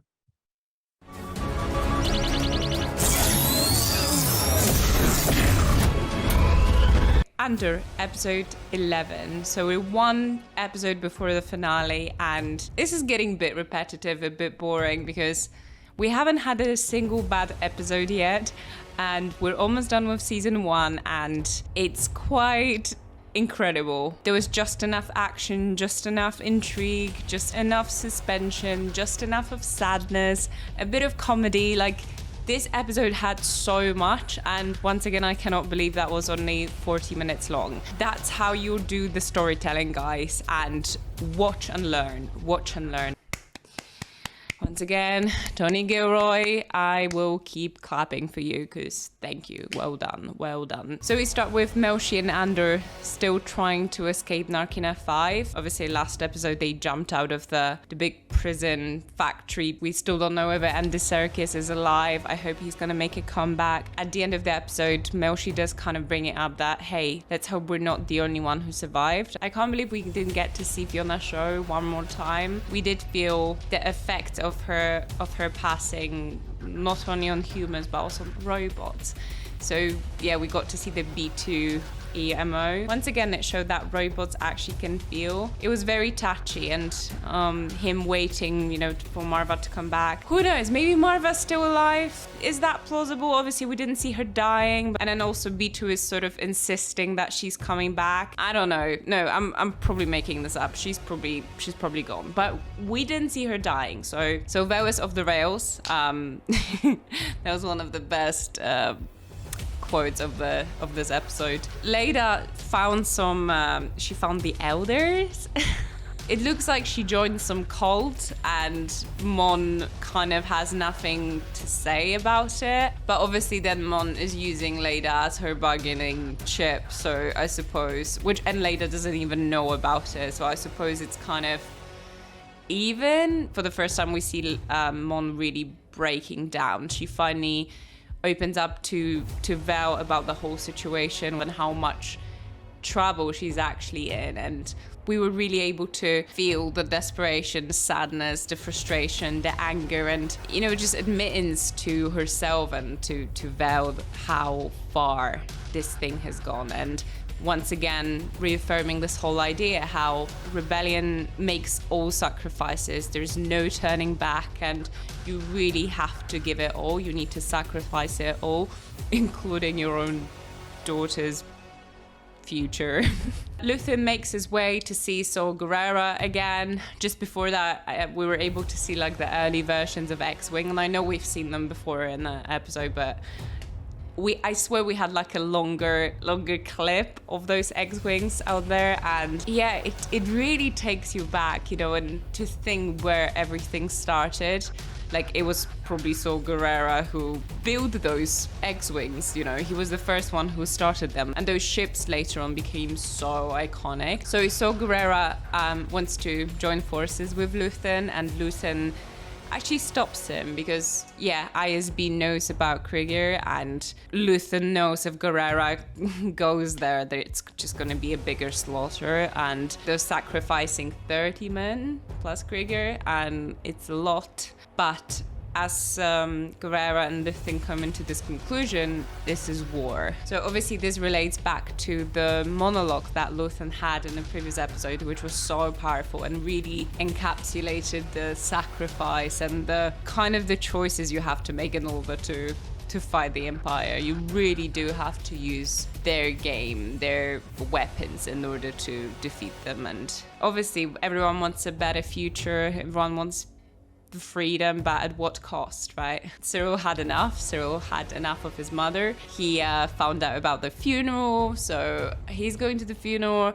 ISB is going to funeral. Andor's probably going to funeral. Everyone's going to Marva's funeral, and we can get a really nice picture of what's going to happen in next episode. The actual showstopper and something that elevated this episode to another level for me was Luthen versus the Empire. The Empire had no grounds to arrest him. As the officer called it, that was just the practice. And obviously Luthen had too much to lose, so he did this great maneuver of getting out of the thing that was pulling his ship into like the Empire's ship. And yeah, I think it's been a while since we had starships and we had TIE fighters, T-bombers, whatever they're called. Nice little maneuver, then the laser came out of the wings and then they slashed the ships. It was just like everything was happening and it was awesome. I really enjoyed it. He then jumped into hyperspace and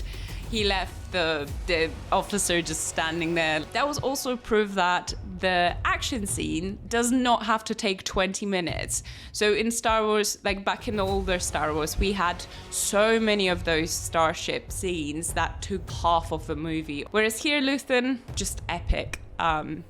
Yeah, thanks so much for watching and join me for the finale next week. Like and subscribe. Let me know in the comments what did you think. Catch you next week. Bye. Boy, this has been a hell of a ride for me, and I'm sure it has been for you if you've made it all the way to this part of the show. Thanks for being here. Thanks for watching. Next time, we're going to have a whole show devoted to a few movies that are coming out. Top on our list is Glass Onion, because it's probably top on your list too. All-star cast, Netflix doing a limited wide release in theaters. So we're going to take advantage of that and let you know how it is and tell you, should you watch it in theaters or should you just wait until it comes on Netflix? Save a couple bucks. Might be worth it. In addition to that, we have Steven Spielberg's, I think, semi-autobiographical movie, Yes. The Fabelmans. And finally, Devotion, which, if you didn't get enough aviation from Top Gun Maverick this year, will be how you get your fix this winter. I slowed down at the end of that sentence for no particular reason. I guess I was coming to a thought. Anyway, what are you guys excited to see? I'm thinking Fabelmans. I didn't like Knives Out, honestly. So Wow. I just, you know what? It's the Daniel Craig, Louisiana accent that I was just like, nope. And I didn't love enjoy. Daniel Craig. I'm a big He's fan. fine. He's I good. I love just him. like the accent was too much for me. And the rest of the movie wasn't good enough for me to be like, to Also, give that him a was pass on. literally the birth of Anna Darmes. Like that movie. Yeah, She just in like, hindsight. She's good. I just didn't think the movie was. oh, I thought it was cool. It was cute. It was good. It They wasn't might great. do better It this was good. time. They might do better this time. It's a I different like. cast. I'll be Yeah. honest with you though. Like the first Knives Out, I watched Murder on the Orient Express, and to me, Murder on the not the old one. I've seen the old one. I'm Yeah. talking about the one with what am I forgetting? It his came name? out around the same time. The new one. Yeah, no, I'm talking about the Kenneth Branagh. Yes, I love this character. Like I love how they lean into his eccentric character, like with the eggs and everything, and he's got like clearly OCD about like having things a very particular way. Anyway, I like the Murder on the Orient Express. I'm gonna be watching at some point this week. It's on my list to check out Death on the Nile, which I think is correct. They basically tease it right at the end of the first movie. I like that better because What are you shaking your head about? Death on the It's- Nile was so bad. It was I haven't seen it. terrible. Really? I haven't seen it. It I'm was so okay. I'm bad. talking about Murder on the Sorry. Orient Express.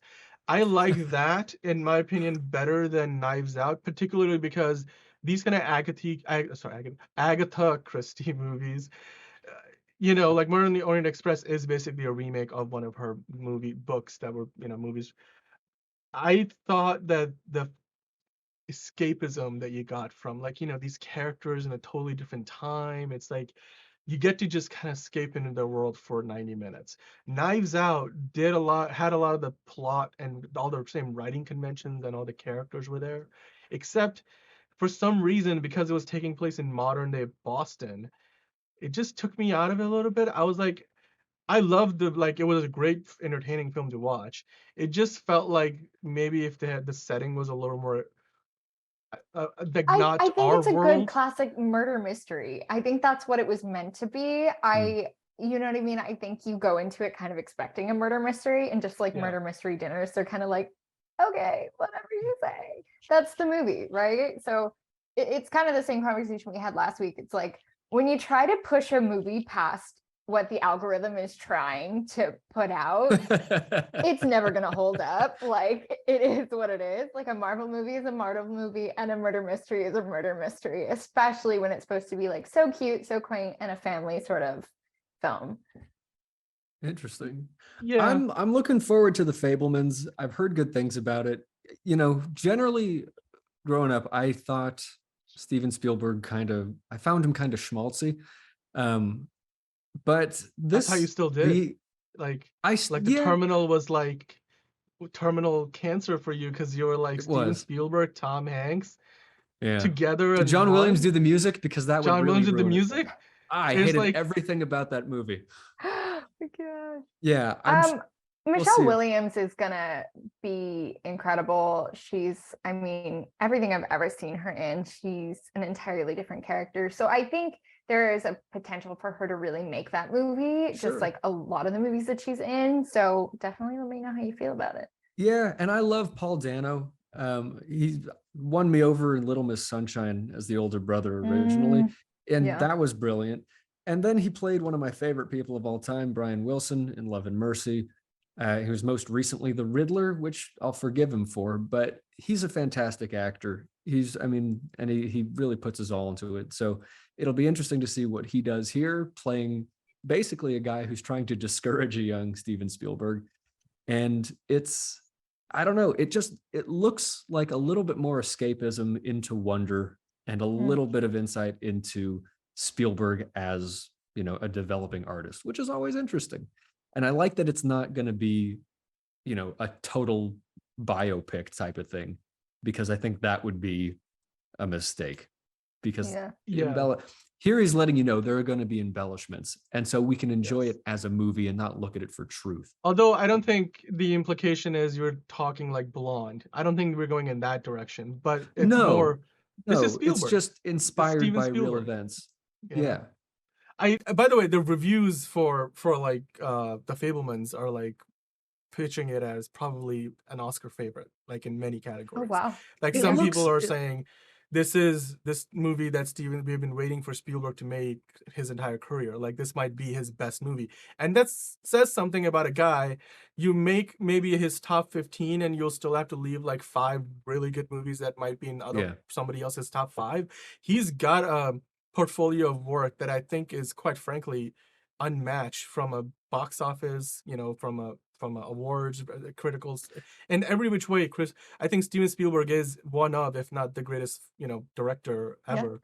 And if this is his best work, if I can qualify my distaste for him, it's that I think when it comes to him and John Williams particularly, they're guilty of the same thing in my mind, which is that they go for an effect on the audience and they accomplish it exactly. And it comes across as so straightforward to me as to be like, this is how it's supposed to be done. This is what these notes are supposed to sound like at this point in the movie. This is how you're supposed to feel. This is how, and for me, I go, there's so much control. It's so contrived, but maybe, as we've said before, maybe that's what auteur is. And after seeing West Side Story, which I haven't seen the new one. It was, you know what? I had to take a step back and be like, don't think about this as a Spielberg movie. Look at how everything's constructed. And it was beautiful. It really was a beautiful thing to watch. I know. Seth Rogen is he's going dramatic here, which will be really interesting to see. Yeah. Apparently he got Spielberg to cry during a couple of the scenes. Yeah, he's definitely more and has more potential than anyone's or even he's allowed himself to play with. So that's going to be really good. The next movie, do I have to go watch Devotion? I think I'm not going to like it. It's okay. Look, the pitch is this. You got Jonathan Majors and Glenn Powell if you like Top Gun Maverick, you'll at least like the flying scenes. And then, there's a couple of familiar faces. I'll be honest with That's- you, for them to do this right on the heels of Top Gun Maverick, it It's looks poor. like a cash grab that's going to fail because Um, everyone's going to well, go, but you gotta- this is not Top Gun Maverick. I don't think this is as blatant as you might think because, well, I think the story behind, if you watch the trailer, I think the story has something to offer that's definitely not like a I'm ripoff sure. of Top Gun Maverick. I'm sure, but this is like Actually, what I as said you're about showing Doctor. this, I this is- did see the advertisement for it when I was in the theaters, and it did look good. It looks heartwarming. This And- is what I'm and- saying about the same thing I was saying about Doctor Strange and Doctor Fate. It's like these to put this out right after the success of something huge is going to draw immediate comparisons, and it's not going to measure up. I'll tell you that right now. It's not going to. But But you I never feel know like in the that's- production scheduling kind of what's going to happen, right? Because they Yeah. probably started on that movie before Top Gun Maverick. And then when Top Gun Maverick was being put out, they had to wait another 8 months in order to put it out. And it's like, I what, think do I the hold on opposite. to this movie for another year? Maverick's been in No. development for a long time. Has Top it? Gun, Yeah. no, Top Gun Maverick. I'm probably like the in-house expert on this because Yeah. well, you should have been here on the Halloween episode. But or like over the summer. But Top Gun Maverick was ready to go. Like they were ready to put it out in theaters in 2019 or 2020, like for the very first time. COVID. And then COVID delayed it, not once, not twice. I don't even think 3 times. I think it got delayed like a solid 4 times. Like they moved it to like the spring months and then to like, toward the end of the year last year. And then to this year. And then they moved it from, I think, spring of this year to eventually to the summer months when it came out. And, it was like the first big summer movie to come out. And it was the best summer movie, I think, of the year. Yeah. That Perhaps said, of all time, based on box office I haven't seen the numbers. movie yet, actually. Oh. But I haven't Devotion- seen it, but I've heard Yeah, and- nothing but good things about it. Yeah. by comparison, Devotion was a movie that I feel like they probably had in production around the same time. I mean, Glenn Powell being the actor who's in both films, Jonathan Majors being somebody who I think like maybe like Lovecraft Country was a big project for him and people started noticing Mm. him. Now he's in Marvel playing Kang, like he's gonna be in Ant-Man 3, and he's already been in Loki. He might be back in Loki season Yeah. 2. That's awesome. He's starting to, and if you gotta watch Jonathan Majors and Michael B. Jordan, the Creed 3 trailer. The two guys, they look like they're in the Oh. best shape of their lives, and they're gonna be like probably fighting each other in the movie Anything at with least Michael once. B. Jordan, I'm like, sign me up. It's like the most beautiful man alive. I'm like, what the Unless heck? you're Sly Stallone, I just, he hates Creed 3 for some reason. I like want to meet Michael B. Jordan's parents because I'm just like, you made something so beautiful. Like it's incredible. Just here's so a you wanna meet his female. well, You want to meet his parents and lightly Because I just applaud want to them? see. Yeah, exactly. Just like you did a good job. You did a good job. There you go. okay, I totally lost track of what I was saying. I guess what I was That's saying fine. is No, Devotion is a movie. that would take anybody off track. That was Sorry, guys. That's fine. I think we have all fawned over somebody at some point over the course of this show. Like Andrew. Never to the fawning point over of wanting to Timothée meet their Chalamet. parents. That's a new one for me. Really? Just because I think I'm such a people watcher, and then especially as you're like going through school and stuff, you're just like, wow, What made you? what made you? Yeah, like where did these genetics come from? Like this is beautiful evolution. Or you're like, what happened? made to you? I'm sorry. Oh. Well, I guess we're gonna find out what made Steven Spielberg when you watch the Yeah, Fabelmans. yeah. Good. And the last And thing, Uncle Seth Rogen. Go ahead. Uncle Seth Rogen. The last thing that I want to mention very quickly, because this is not a movie, this is a TV show, and it's Andor. Like Andor is a show that I've been watching. I think I'm up to episode 7, so I have to like catch up real quick so I can get all the way to the end. It's 12 episodes. Episode 11 came out a few days ago. Episode 12 is coming out a few days from now, and there will be season 1 of basically the longest show that Disney Plus has done since the launch of the streaming service. So any of their premium shows, I think every other show has been either like 6 or 9 episodes, whether it's Marvel or Star Wars. And Andor, I'll be honest with you, in one sentence, I watched the first 4 or 5 episodes in a row, and then I watched like a couple more later. I walked away with this overwhelming feeling like I am not watching Star Wars. What the literal F is this? This is this is too good to be Star Wars. This is like, is this HBO or Netflix? What am I watching? It's that damn good. And I'm Wow. honestly so excited to Yeah, finish watching the second half of that season that I'm It's behind on. it's actually interesting that you would phrase it like that, because for Star Wars to be as good as it is, it would have to stop being Star Wars. Exactly. This is, people called it, this is like Star Wars for adults, or this is like an HBO show that's on Disney Plus. And Yeah, I'm but like, what I mean by that is like those are all true. they've tried to recreate it so many times, and when they did episode 7, it was really just retelling the same. They've done the same Yeah. story so Not many exactly, but similar. Yes. times. I'll be honest with you, like all in all, Andor has not been doing nearly as well, like in terms of viewership numbers, as like the Obi-Wan show or Boba Fett, because those are legacy characters. Yeah. Which I think is a little bit unfair to Andor, because Tony Gilroy and his team are doing a fantastic job. You got Stellan Skarsgård, you know, you have obviously Diego Luna playing the lead. You even have I'm forgetting, she played like the Harry Potter's aunt in the Harry Potter movies. Forgetting the name of the actress. She's a British actress. She Petunia? plays like the adoptive mother for Andor. And then I mean the cast in this is stacked. It's a great cast, and I haven't there's even like heard this. of the show though. That's what's kind of Disney crazy. It's Plus. like Oh, I come on. haven't seen it marketed anywhere. That's kind of I think part of the issue, that this show maybe needed more of a marketing push, because maybe Yeah, Disney just thought didn't You know people see were what? it gonna had find like a it. big marketing budget. We will see what stands the test of time. Obi-Wan, Yeah. the consensus is it won't. A lot of the Yeah. other movies also won't.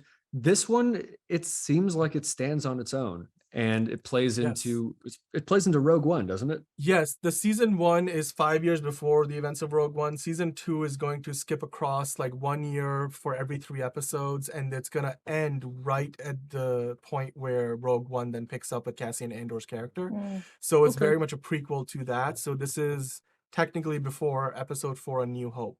These are all I events loved taking Rogue One. place. It was such a you good know, movie. And I think Rogue One, that's I think, is the best yeah. Star Wars movie ever. So and It's- I mean, this it's show, if you ask such me, a good movie. from is the my best Star Wars removed show ever. perspective out here, it feels like they are setting aside Rogue One as that we understand this was something different. This was a good thing that we did. And rather than trying to play everything into the main Star Wars timeline, Yeah. now they've got Andor and they're saying that's going to be part of this Rogue One thing. And I think we're going to start seeing a bit of a divergence between everything that's pure Star Wars canon and moving into the actual universe, which I think that's kind of what people Yeah. want. Like, grow the In any universe. Like, case- we don't want to run into the same people all the time. I mean, this show really shows you how the rebellion began, and like the fact that they had to do some dirty work to get there. It's not all like, you know, we're the good guys and we'll win in the end because we have the righteous cause behind us. It's you got to fight against the Empire, which, and this, I've never felt the Empire be as evil, because I generally have never felt the evilness of the Empire in most Star Wars Yeah. properties. This show like very much leans, for the first time ever in a very real way, the idea that George Lucas originally intended, like the Empire, like the production design, the costumes, everything is inspired by like the Nazi Germany, that aesthetic. And this show really like makes you feel like you want to hate and absolutely, you know, rebel against the Empire, because they feel, they look, they come across as truly evil. And to that end, I mean, Andy Serkis is in this for a few episodes. If you're not interested in this for any of the other actors I pointed out, go watch it for that 3 episodes that Andy Serkis shows up for. I think it's 3 or 4. But yeah, season finale next week. Mags and I are gonna like do a whole season review, and obviously we're covering all these other movies. I mean, we're getting to the holiday season. Thanksgiving is coming up. You know, we got so We much. got to all be this thankful free for. time to watch movies. That's the thing. All So this they just free pack them time. in. Oh yeah. Yeah. Anyway, that's what's going to be here next week. I'll be here next week, and I believe you will too. Maybe even Roland. We'll get the whole gang back together, and yeah, follow us in the meantime. We'll be on Instagram and Twitch and Twitter and YouTube and all the other things. Be there. That's your only option. Be there. We'll see you. Or Have be a good week. square. Come on. No. Why would you do that? Why would you give him a way out? Just be there. It's fine.